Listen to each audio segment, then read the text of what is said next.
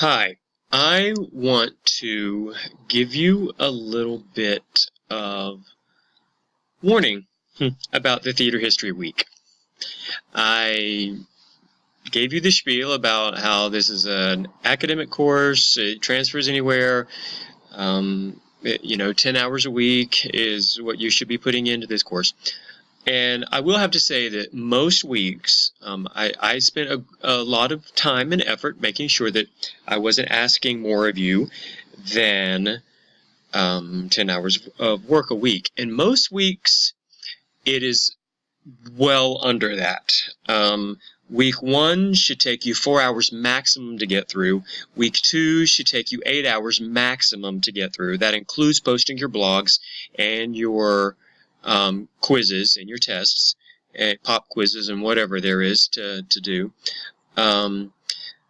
Week 4 is extremely short, and I designed it that way on a purpose, with a purpose, because week 3 is long, and some of you are going to think it's a pain in the butt, and I apologize, but there's a very good reason that I have done it.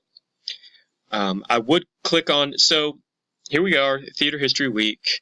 There's no book, there's just this one link. And when you click on it, it will take you, I'm not going to actually click on it because if I do, it'll bring up an ad or something. So I've already opened it, and here's what we see. You see this. Can I move that? Yes, I can. It takes you to Crash Course Theater and Drama. This is a set of videos. This is 51, yes, 51 videos that discuss the history of theater in the most excellent way I have ever seen discussed. I actually have a set of videos that I made myself about the history of theater, but they pale in comparison to the production values and the material that's covered in here. So, I'm not going to play it because you're going to watch it all you want. More on him later. Yes, more on him later.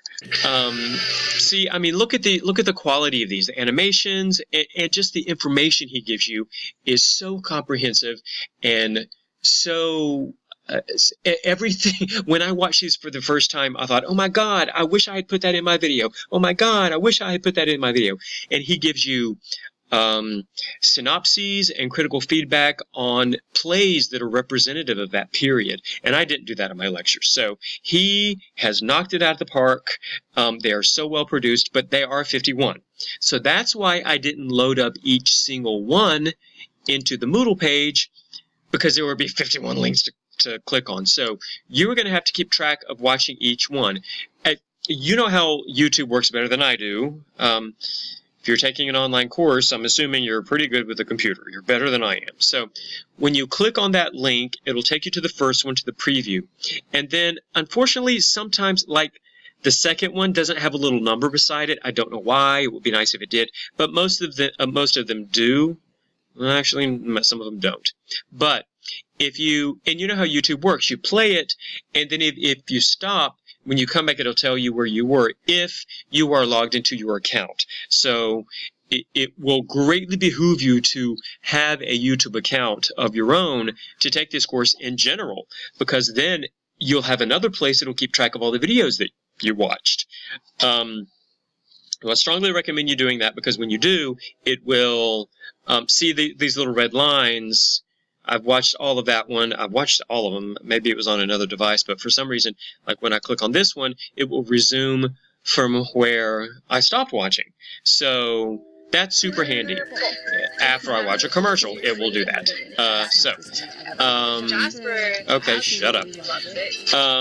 So, sorry.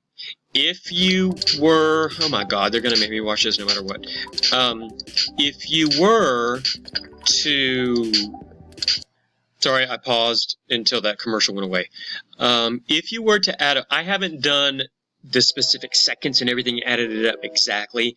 It's probably somewhere around 10 and a half to 11 hours. So I'm really not asking you to do that much more than 4-credit class you should be putting in each week. I do know it's kind of a pain in the butt because they're listed all down the side and I haven't loaded up each separate link or what have you. But I think you're really going to enjoy these videos. If you want, if it fits your schedule better, you don't have to watch them. You can just put them on play as you're running or whatever you're doing.